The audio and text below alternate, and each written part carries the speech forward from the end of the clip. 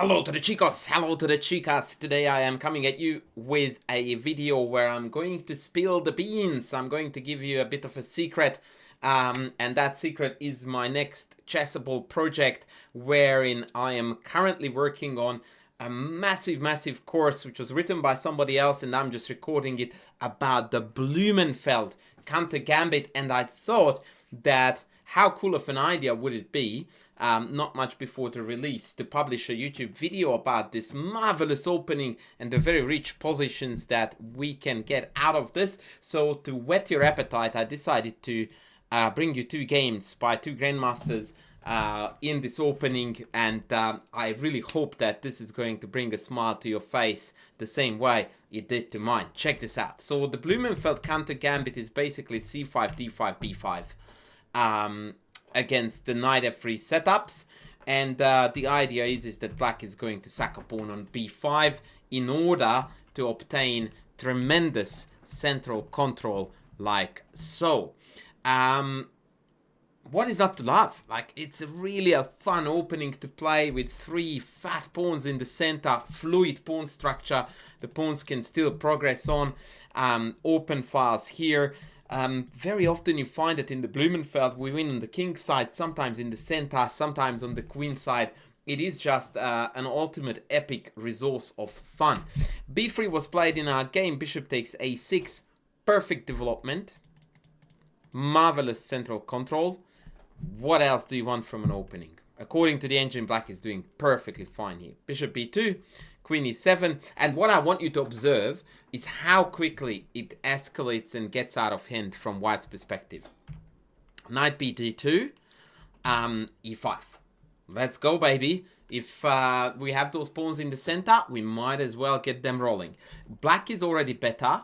White's only move here is the very clever exchange sacrifice with e4, trying to accomplish a light squared blockade. But I mean, if that's the best you can do, you already know that yeah, the poo has hit the fan.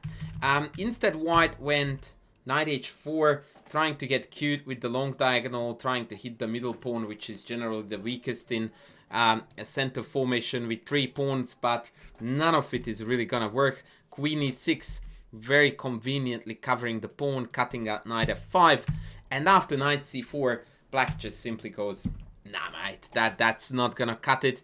Bishop c7, and now white has to go backwards for the rest of the game, and boy, what is about to come is just so impressive. It's not gonna be fireworks, it's not gonna be some crazy sack checkmate with a pawn kind of story. It's just that robust, powerful central force building and building and reaching a boiling point where you just go like, white is just utterly helpless here.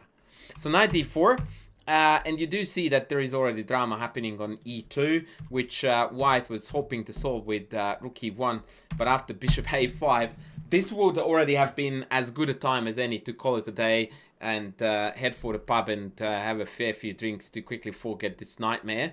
But white wanted to leave through the misery, and he got plenty of that.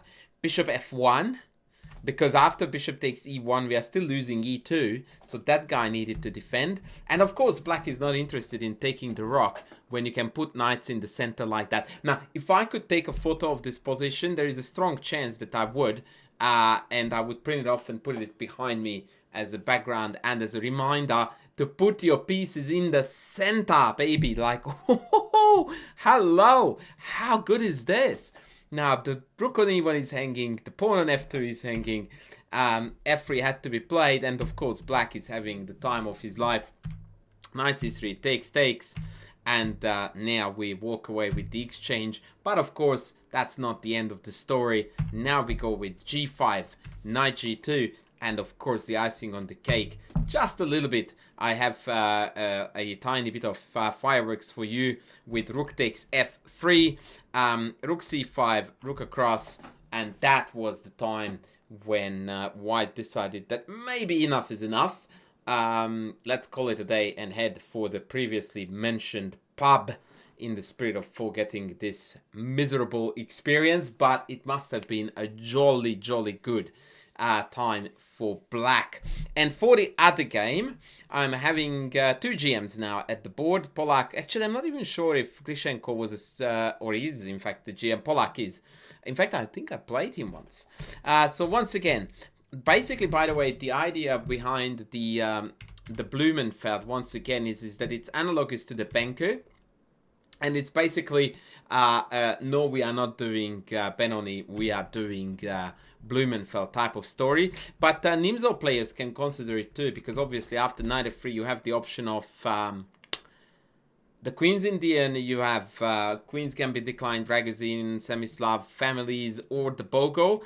But c5 could very well be a powerful option for the Nimzo Indian players against knight f3. The opening is going to follow a very similar pattern. Black obtains the center, and from there on out we are beginning to build our position up. Once again, black opts for kingside play. Actually, that's not true again, because the previous one was dominantly center driven. Rook d8, and that is 2. Now e5, e4 is the threat. So queen b1 played, but this is again very, very passive. Queen h5. Black is calling the shots. H3, knight d4. Now this got a big fat question mark, but I almost feel like the engine is being too harsh. e5, of course, is the thematic move here. Black didn't play it because of e4.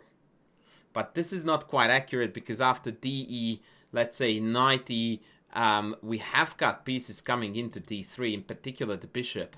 And this is looking scary. Yeah, queen d1, bishop b5, and we managed to kick the queen out, and we are going to take the knight. Anyway, knight d4 is still a pretty move. I like it. And queen d1 was the response against it, which is also a mistake in turn. According to the machine, knight h4 is best. I mean, not exactly a pretty move either. And here we go again. Put your pieces in the center. Loving it. Rook c1 played. And this was the moment when, unfortunately, the game went sideways. And I do have something absolutely incredible to show you. The game went bishop e2, rook e2, knight f3, and black went on to win. The reason why this move gets a big fat bzz, because it's only -2, whereas the correct move is -3. And actually, I will show you how it ended, because it was pretty quick. So black just absolutely gobbled white up on the king side with a beautiful sack on g3, and the game was over. But check this out. Instead of cashing in on bishop e2, which does look very good to me, the engine tells me this is a forced win for black. And when I saw it first, I'm like, what is going on here? And after king f2, the engine just casually says, oh yeah, just queen g5 and off you go. And I'm like, what even is your threat, bruv? And it turns out that white is utterly helpless against bishop d6 and queen takes g3. No joke. Like, it's crazy. I tried a few ideas. So at first I threw in a4, a null move, to test out the plan. And of course the engine immediately gave me a royal thrashing.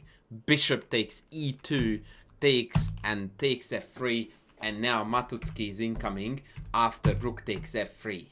I can't take back because of queen g3 is mate. I have to walk and it's over. So I'm like, okay, fair enough. a4 was a lemon. So let me fix it. Let me play e3. Why not?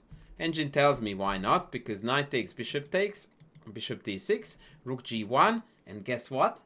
Rook takes f3. It seems like black just doesn't run out of pieces to sack. Now, king takes is going to be a Matutsky in about 3 moves. Check, back, checkmate. And queen f3 is losing the queen to rook f8. And we are winning. So that's no bueno. Then I finally tried the engine stop move, which is bishop h1. Says a lot, doesn't it? Bishop d6. Rook g1, I think. Yeah, rook g1. And here, I mean, it's just... oh, so cool, but so surreal. Everything wins for black, like queen h5, queen f5 ideas, hitting h3, and essentially completely exploding the king side and ripping it apart. But the real method of ripping the king side apart is the absolutely insane h5. No jokes. Again, I tried a null move because I'm like, bro, what are you doing? And bro is like, I'm checkmating you. Watch. And this was the point when I realized that actually this is over. Because after king f1, knight f3, I can't even retake because this is mate in 2. Pawn is pinned. It's easy to forget about that bishop. So I'm like, okay,